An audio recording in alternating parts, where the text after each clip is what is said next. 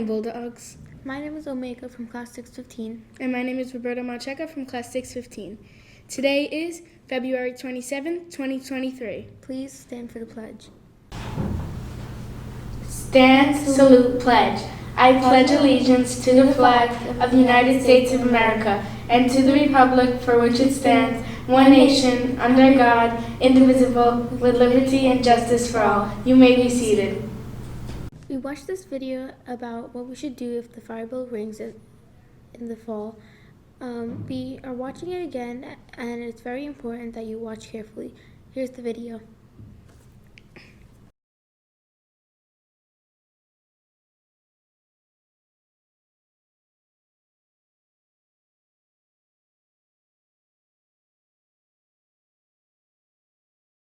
There are many reasons in which a school evacuation may be necessary.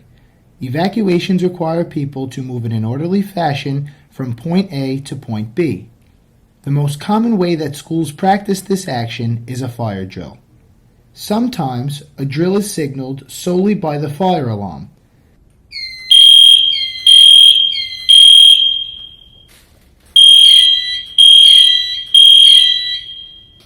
In some cases, specific directions will be announced over the PA system.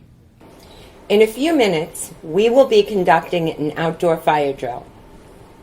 Please remember to follow normal procedure throughout the drill. Please keep in mind the seriousness of a fire drill and the importance of your full cooperation. Attendance will be taken, so be sure to stay with your class at all times. At the sound of the bells, please follow your teacher's direction and proceed quickly and quietly. Thank you. Be sure to follow the proper GRP and the evacuation route as outlined in the classroom posters. All staff, students, and visitors are required to evacuate the building during a drill or an emergency. During an evacuation, teachers are trained to secure the classroom evacuation folder that contains the attendance sheet and the set of assembly cards. In addition, teachers must lead students to evacuation assembly locations listed on the classroom fire drill posters unless they are specifically directed to use a different location. Also, it is imperative that teachers take attendance to account for all students and use the assembly cards to indicate conditions in their area. For a physical education teacher, be sure to alert a building response team member about situations where students may be in gym attire during a cold or rainy weather evacuation. When the fire alarm sounds, students should be trained to go to the stated location with their class as identified on the classroom fire drill poster.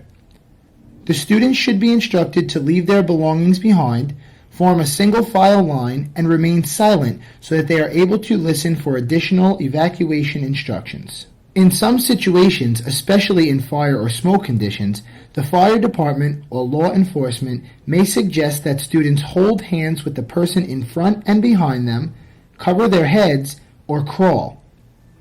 These methods are for self-protection. If directed, let law enforcement see your hands. This may be expected if law enforcement is conducting a room-by-room evacuation after a lockdown. During an evacuation, the building response team is activated and a command post must be established.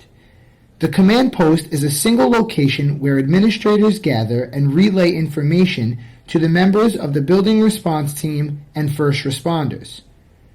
The school nurse is also at the command post with a first aid kit on hand and the building response team kit. Here's how to use the assembly cards. At the evacuation destination, take attendance and verify the status of your students. If everything is okay and you have no missing or extra students, fold the sheet to show the green card and hold it where administrators and first responders can see it. If you have missing or extra students or can give first responders information, hold up the red card. If you need medical assistance, hold up the medical card.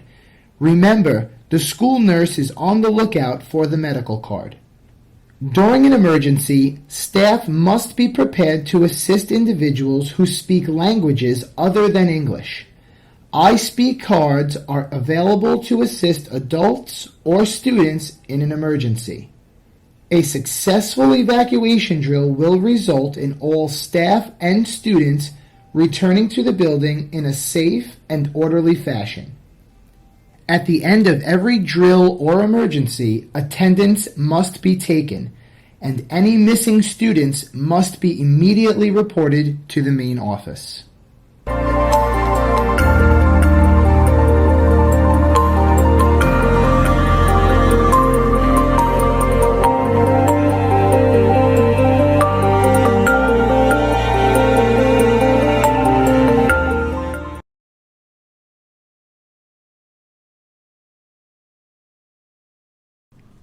As you saw, when the fire bell rang, we need to exit the building silently and quickly.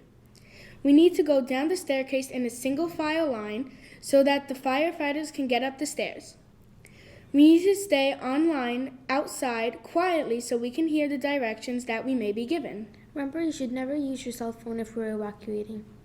If you cannot go down the stairs, you need to go to 216H, 316H, or 416H. Of course, it depends which floor you're on. An adult will come and assist you. There may be an occasion where we have to enter the building and be scanned.